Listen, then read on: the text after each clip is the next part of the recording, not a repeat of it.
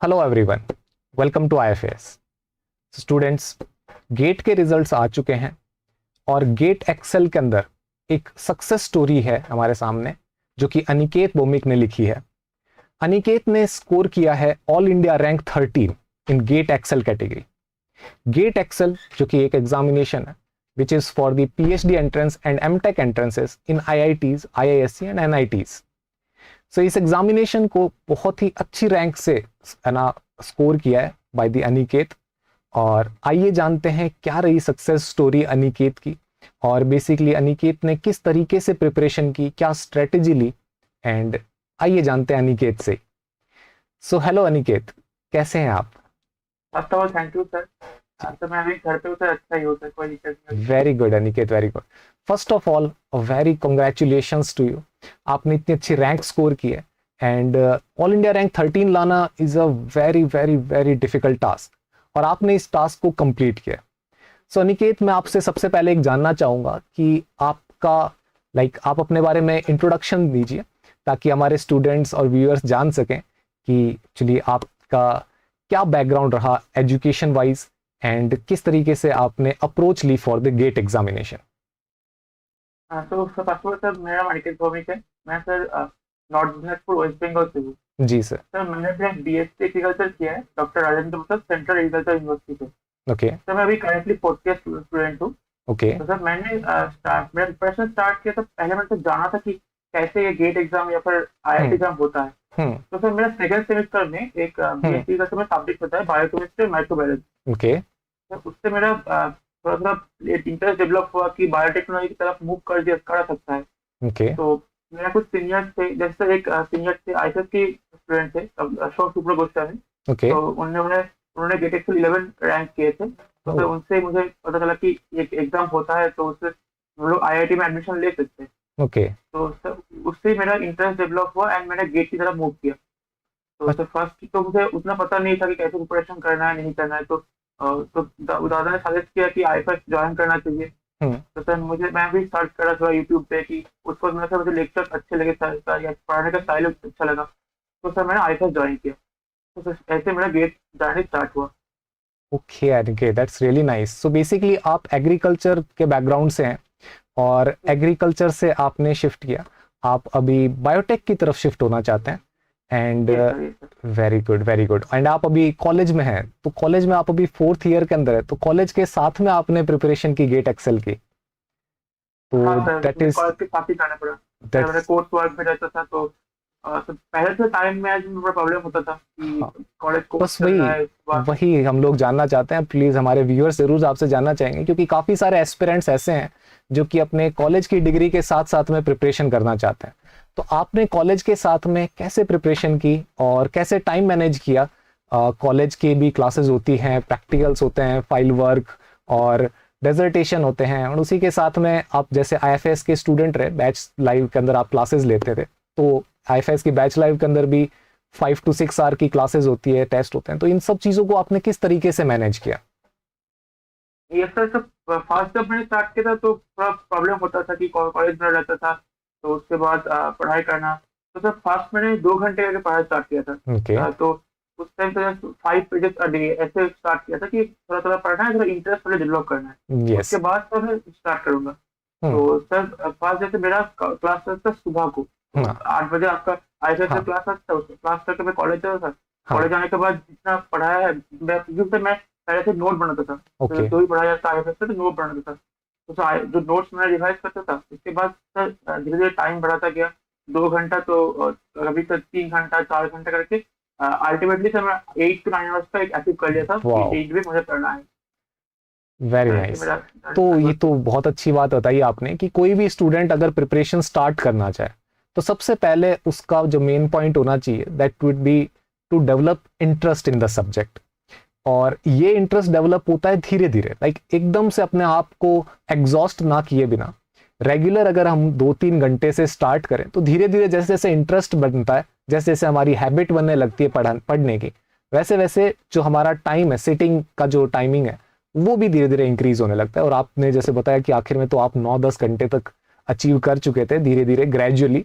So this is one of the most important points कि आप अपनी प्रिपरेशन स्टार्ट कर रहे हैं तो स्टार्ट करने से पहले एक इंटरेस्ट डेवलप करें सब्जेक्ट में, और इंटरेस्ट इस तरीके से डेवलप करें कि वो ग्रेजुअली इंक्रीज होता रहे। That's really nice. सो आपने बहुत अच्छा टाइम मैनेजमेंट भी किया है, कॉलेज के साथ में आपने क्वालिफाई किया, which is a very ट्रेमेंडस job you did. So basic देखिए, सिलेबस जो है गेट एक्सेल का, आपने कौन से सब्जेक्ट्स को चूज किया? सर मेरा biochemistry microbiology. Biochemistry and microbiology, very nice. So biochemistry and microbiology, आपके एग्रीकल्चर से ये सब्जेक्ट्स रिलेटेड थे कुछ? यस सर, हम लोग का सब्जेक्ट रहता है agriculture biochemistry and soil microbiology. Okay तो सर उससे थोड़ा रिलेटेड था, तो इंटरेस्ट उससे डेवलप हुआ। Okay, that's nice. तो बेसिकली हम लोग, हमारे पास में 5 सब्जेक्ट है गेट एक्सेल में, biochemistry, microbiology, zoology, botany and food technology, है ना, माइक्रोबायोलॉजी, फूड टेक्नोलॉजी एंड। तो इनमें से हमें 2 चूज करने होते हैं अटेम्प्ट करने समय पर, और हम लोग पेपर से पहले देख सकते हैं कि सभी पेपर्स कैसे हैं, उस हिसाब से हम लोग भी अटेम्प्ट कर सकते हैं, और पहले से हम लोग प्री रिक्वेस्ट भी जा सकते हैं कि हमें ये सब्जेक्ट्स ऑप्शनली चूज करना है। तो आपके एजुकेशन बैकग्राउंड से रिलेटेड जो सब्जेक्ट्स हैं वो मोस्ट प्रेफरेबल सब्जेक्ट्स है, जैसे कि अनिकेत ने बताया कि इनके रिलेटेड थे एग्रीकल्चर से, बायोकेमिस्ट्री भी, माइक्रोबायोलॉजी भी। उसी तरीके से जैसे मैंने बॉटनी से किया है, तो मैं चूज किया, जब मैंने भी दिया था तो बॉटनी एंड जूलॉजी चूज किया था, तो वो मेरे लिए काफी प्रेफरेबल रहे थे और मेरे लिए कंफर्टेबल सब्जेक्ट रहे थे। उसी तरीके से जो भी व्यूअर्स देख रहे हैं, आपके जो ग्रेजुएशन, पोस्ट ग्रेजुएशन आपकी चल रही है, अगर आप पोस्ट ग्रेजुएशन के बाद में पीएचडी में दे लें या फिर आप एमटेक के लिए दे रहे हैं, तो आपके जो ग्रेजुएशन एंड पोस्ट ग्रेजुएशन के सब्जेक्ट्स हैं, उन सब्जेक्ट्स आपके लिए सबसे ज्यादा फेवरेबल रहेंगे, आप उनमें ज्यादा कंफर्टेबल रहेंगे, क्योंकि आपने कॉलेज के अंदर उन चीजों में स्टडी किया और उससे इंटरेस्ट भी ज्यादा डेवलप हो सकता है। सो अनिकेत, आपने देखिए सिलेबस बहुत वास्ट है गेट एक्सेल का, बायोकेमिस्ट्री का भी बहुत वास्ट सिलेबस है, माइक्रोबायोलॉजी का भी वास्ट सिलेबस है, तो आपने कितना परसेंटेज ऑफ सिलेबस कंप्लीट किया बेसिकली? सर मैंने तो कंप्लीट पूरा ही किया था, कंप्लीट? लास्ट में थोड़ा सा चीज छोड़ दिया था मैंने कि उससे शायद क्वेश्चन नहीं आया था, ऐसा हाँ एज्यूम किया था पीआईक्यू सॉल्व करके। हाँ जैसे मैंने सेल बायोलॉजी थोड़ा छोड़ दिया था, सिग्नलिंग क्वेश्चन था, क्योंकि हाँ, लास्ट में मुझे हार्ड लग रहा था, तो इसलिए। Okay okay. हाँ, तो कुछ सब्जेक्ट, कुछ पोर्शन, बट मोस्टली आपने कंप्लीट ही किया है, राइट? बेसिकली अगर आप ऑल इंडिया रैंक 13 तक स्कोर कर रहे हैं, ऑल इंडिया 20 के अंदर लाना चाहते हैं, टॉप 10 में लाना चाहते हैं, तो आपको सिलेबस तो कंप्लीट करना होगा। सो आपको सबसे पहले आईएफएस के बारे में पता चला अपने सीनियर से, जो कि यहीं से क्वालिफाइड हुए थे ऑल इंडिया रैंक 12 से, एंड उन्होंने आपको बताया कि है ना, यहाँ पे आपको ज्वाइन करना चाहिए, क्लासेस लेनी चाहिए। सो सबसे अच्छा आपको क्या लगा about IFS, about the classes और द टेस्ट और द पेपर्स और एनी स्पेसिफिक टीचर? सर सबसे पहले मुझे पढ़ाने का जो स्टाइल है, तो वो सबसे अच्छा लगा है हाँ। कि जब तक हम लोग नहीं समझते तब तक तब पूरा समझा जाता है कि 100% पूरा समझ में आ जाए हम लोगों को। तो सर ये एक अच्छा था। और सर जो पीआईक्यू सॉल्विंग या फिर क्वेश्चन सॉल्विंग, प्रॉब्लम सॉल्विंग, तो सर ये सब कुछ अच्छा लगा था मुझे। और टेस्ट सीरीज क्वेश्चन अच्छा था। ओके, दैट्स क्योंकि सर मैं गेट देने बैठा था तो देखा था कि जस्ट जो मैंने सॉल्व करके आया वही मेरे सामने है। Oh nice, that's really good. So काफी बेनिफिट हुआ आपको क्लासेस। आपने यूट्यूब के सेशन भी फॉलो किए थे? यस सर, मैं यूट्यूब फॉलो करता था। Okay okay. So exam mapping and अंतिम वार सीरीज, क्वेश्चन प्रैक्टिस सीरीज, वो भी हेल्पफुल रही होंगी? यस सर, एकदम बहुत हेल्पफुल हुआ है। Okay, that's really nice. So Aniket, आप अभी फील्ड में है रिसर्च के, आप लोग ना अभी आप ग्रेजुएशन कर रहे हैं, कुछ समय बाद में आपकी इतनी अच्छी रैंक आई है, डेफिनेटली आप एक अच्छे आईआईटी से मास्टर्स में भी जाएंगे। सो क्या सोचा है आगे का कि किस फील्ड के अंदर आपको एडमिशन लेना है और रिसर्च को किस डायरेक्शन में लेके जाना है, तो इसके बारे में कुछ प्लान्स किए हैं आपने? सर मेरा मॉलिक्यूलर बायोलॉजी में बहुत इंटरेस्ट है सर।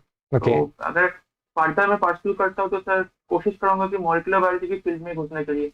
ओके। तो उससे मेरा मतलब रिसर्च इंटरेस्ट उसमें भी है, तो सर वही मेरा फ्यूचर प्लान है कि अगर आईआईटी में मिलता है तो उस तरह से थोड़ा फोकस दूंगा। दैट्स रियली नाइस, क्योंकि मॉलिक्यूलर बायोलॉजी अभी फ्यूचर की ब्रांच है। आप मोल बायो से बेसिकली किसी भी ब्रांच के अंदर से रिलेशन बना सकते हैं। हर एक ब्रांच में मॉलिक्यूलर बायोलॉजी होती है, चाहे आप किसी भी फील्ड में जाएं, molecular biology is the top most branch for sure. Molecular biology बहुत अच्छी ब्रांच है। So do you have any role model जिनको आप देख के, जिनके जैसा आप बनना चाहते हो और जिनको आप फॉलो कर रहे हो? सर रोल मॉडल सर मतलब बहुत लोग ही है सर, क्योंकि मोटिवेशन के लिए इंटरेस्ट थे सर। मेरे फादर खुद मुझे बहुत मोटिवेट किए मेरे प्रोफेशन में। सर मेरे फ्रेंड्स थे कुछ कुछ, and also my senior sir. तो सर ये लोग तो मुझे मोटिवेशन किए। रोल मॉडल सर मैं मतलब उनकी तरह बन तो नहीं पाऊंगा, पर सर मैं विवेकानंद जी उनको का बहुत उनके मानता हूँ जैसे उनको। बनने की कोशिश कर सकते हैं, बस उसी कोशिश के अंदर ही इम्प्रूवमेंट होता जाता है, उसी कोशिश के अंदर ही हम लोग अच्छे से स्ट्रगल करते हैं एंड वर्क करते हैं एंड इम्प्रूव करते हैं। That's really nice. एंड आपके सामने क्या क्या बेसिकली मेन हर्डल्स आए, क्योंकि ये प्रिपरेशन का समय बहुत लंबा होता है, और इस पूरे टाइम पीरियड के अंदर कौन सी ऐसी प्रॉब्लम्स रही या फिर कुछ हर्डल्स कठिनाइयां रही, और बेसिकली उन चीज़ों को आपने ओवरकम कैसे किया, उनको फेस करते हुए किस तरीके से आप आगे बढ़े, प्लीज जरा बताइए ये बारे में। इससे फर्स्ट तो मुझे टाइम मैनेजमेंट का थोड़ा आया था कि फर्स्ट टाइम लग रहा था कि सर हम्म। टाइम कहाँ है मेरे पास। तो उसके बाद हम्म। लगा कि नहीं, टाइम कम नहीं है, फिर मैनेज करना पड़ेगा। हाँ। तो फिर दिन मेरा कोर्स कवर करता था। मेरा जैसे मेरा एग्जाम सर 10 दिन का होता था और भाई लट्टी का मिला के 15 दिन तक हो जाता था। तो उस हम्म। टाइम मेरा सर पढ़ाई पर ना आगे बर्बाद होता था कि ओके। मैं पढ़ ही नहीं पाता। तो एक लैग आ गया, उसके बाद से उसको मैनेज करना। हाँ। तो सर मेरे पापा कहते थे कि एक लाइन थी, रोलिंग स्टोन गैदर्स नो मोर। तो सर हाँ। हर दिन थोड़ा थोड़ा करके अगर एक बार देखता है तो लास्ट में जाकर उसका रिजल्ट मुझे मिल जाएगा। तो सर ये डेफिनेटली। मुझे प्रॉब्लम था, टाइम मैनेजमेंट का सर कोर्स वर्क का थोड़ा प्रॉब्लम आया था। हम्म। और उसको कभी कभी सर टेस्ट में अगर मार्क्स कम आ रहा है तो थोड़ा ये दुख लगता था। हम्म। तो उसके बाद सर मेरा एक था कि मैं डायरी मेंटेन करता था। ओके। मेरे डायरी में पूरा लिखा रहता है हर दिन में क्या कर रहा हूँ नहीं कर रहा हूँ। हाँ। तो सर उसकी मैं देखता था कि लगता था नहीं पहले भी हुआ है मेरे साथ ऐसा, तो आगे होगा तो मैं ओवरकम कर लूंगा उसको। ओके। तो सर ऐसे ही सर मेरा प्रिपरेशन हुआ। डेफिनेटली। देखिए, तो बहुत अच्छी बात बताई आपने कि एक आपने डायरी मेंटेन करते हैं एंड उसमें सारे अपने इनपुट्स डालते हैं, क्या क्या हमें प्रॉब्लम्स आ रही है या फिर उन चीज़ों को हमें कैसे ओवरकम कर रहे हैं। और बेसिकली देखिए, हम लोग भी तो मिस्टेक से ही सीखते हैं। एक बार प्रॉब्लम सबकी लाइफ में आती है, जब प्रिपरेशन स्टार्ट करते हैं तो प्रिपरेशन कर रहा होता है बंदा, उसी को ही इस तरीके से हर्डल्स आते हैं। और जैसे कि आपने बताया कि स्टार्टिंग होती है टाइम मैनेजमेंट से, तो ये एक बहुत कॉमन इशू है जो कि सभी स्टूडेंट्स के फेस करते हैं। बच्चे पूछते भी हैं कि सर टाइम मैनेजमेंट नहीं हो पा रहा है, एंड जैसा कि आपने बताया इस चीज़ को फॉलो कर सकते हैं स्टूडेंट, कि आप नोट रखें, एक प्रॉपर तरीके से टाइम टेबल को बनाएं एंड कोशिश करें उस चीज़ को फॉलो करने की, और जितना फॉलो कर सके उसी के अकॉर्डिंग बनाएं। ऐसे बहुत हार्ड एंड फास्ट नहीं कि सुबह 7 बजे उठना है, इसी तरीके से पढ़ाई करनी है एंड कुछ भी इधर उधर हो, ये एकदम बहुत हार्ड फास्ट नहीं।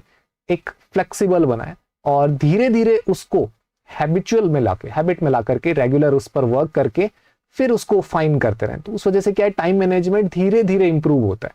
पहले दिन से हम लोग टाइम मैनेजमेंट को प्रॉपर तरीके से नहीं कर सकते, क्योंकि हम लोग उसमें यूज टू नहीं होते।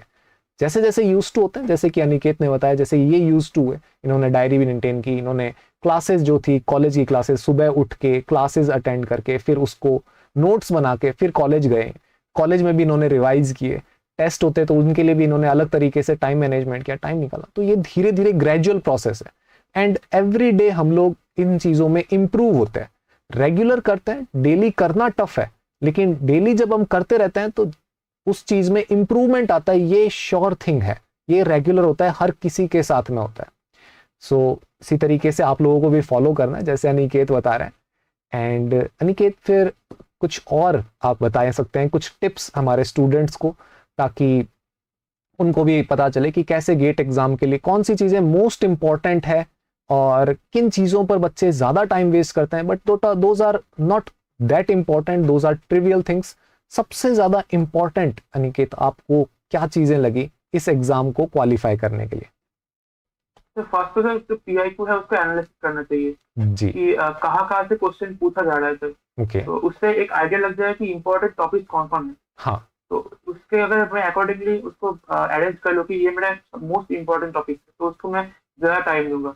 और जिससे बहुत लेस क्वेश्चन आ रहा है तो उसको मैं लेस टाइम दूंगा। तो उसका अगर मेरा स्ट्रॉन्ग एरिया लाइक 50-55 मार्क्स का मुझे स्ट्रॉन्ग एरिया सिक्योर्ड है, तो उसके बाद में मैं सोचूंगा कि मुझे जो लेस एरिया है उसको टारगेट करके मेरा रैंक अचीव करने के लिए। तो फर्स्ट मुझे बेस बनाना पड़ेगा कि मेरा कितना कितना मतलब कितना इंपॉर्टेंट टॉपिक्स है, तो उससे मेरा एक बेस बन जाए कि नहीं मेरा भी मार्क्स सिक्योर है।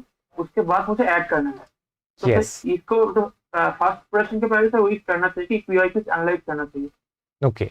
सो सबसे पहले एनालाइज करें PYQs, एंड PYQs एनालाइज करके हमें ये पता चल जाएगा कि कौन से टॉपिक सबसे ज्यादा इंपॉर्टेंट है। क्योंकि देखिए, एग्जामिनर की भी प्रेफरेंस है, ऐसा नहीं है कि वो हॉट टॉपिक्स को सबसे पहले पिक करेगा, क्योंकि टॉपिक्स इंपॉर्टेंट है। इंपॉर्टेंट टॉपिक्स मतलब वो भी आगे आपके काम आने वाला है। जैसे अनिकेत, आपने जो चीजें स्टडी की है, जो चीजें इंपॉर्टेंट लगी है, अब आगे लैब के अंदर सबसे ज़्यादा यूज़ उन्हीं चीज़ों का होने वाला है। तो बेसिकली कुछ इंपॉर्टेंट हॉट टॉपिक्स है और उन टॉपिक्स का सबसे पहले तो बेस क्लियर करना है ताकि हम लोग समझ सकें कि एक्चुअल में वो है क्या, एंड देन हम लोग लेवल अप कर सकते हैं, क्वेश्चंस का लेवल बढ़ा सकते हैं, चीज़ों को और पढ़ के और थॉरोली पढ़ के नए नए क्वेश्चंस कर सकते हैं।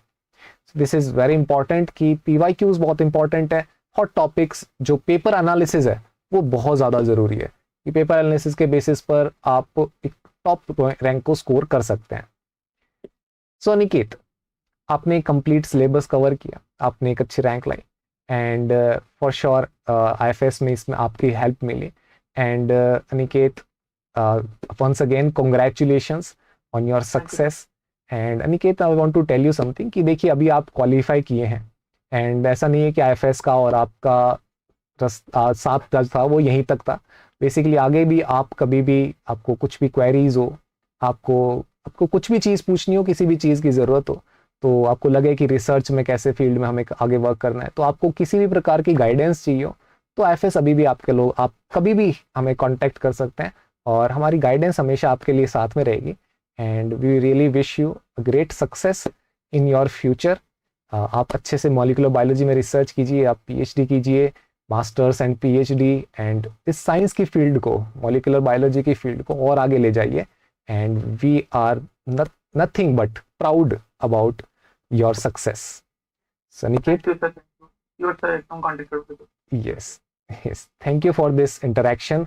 I really wish and I know that आपके इस इंटरेक्शन से आपके जो ये इम्पॉर्टेंट वर्ड्स थे, बेसिकली इससे बच्चे बहुत ज़्यादा हेल्प मिलेगी, एंड आपसे भी बच्चे इंस्पायर होंगे, हमारे जो नए बैचेस के स्टूडेंट्स हैं और जो बच्चे आगे गेट 2025 के लिए प्रिपेयर कर रहे हैं, वो आपसे ही इंस्पायर होने वाले हैं। एंड आपसे इंस्पायर होके आपकी ही तरह मेहनत करें और मिस्टेक्स से सीखते हुए और अच्छे टाइम मैनेजमेंट के साथ में, इवन कॉलेज के साथ में भी मैनेज करते हुए रैंक क्वालिफाई करें, एंड बिल्कुल आपके ही जूनियर बन के आए वो भी students. So we really wish that. So thank you Aniket, thank you for your time. जी, थैंक यू।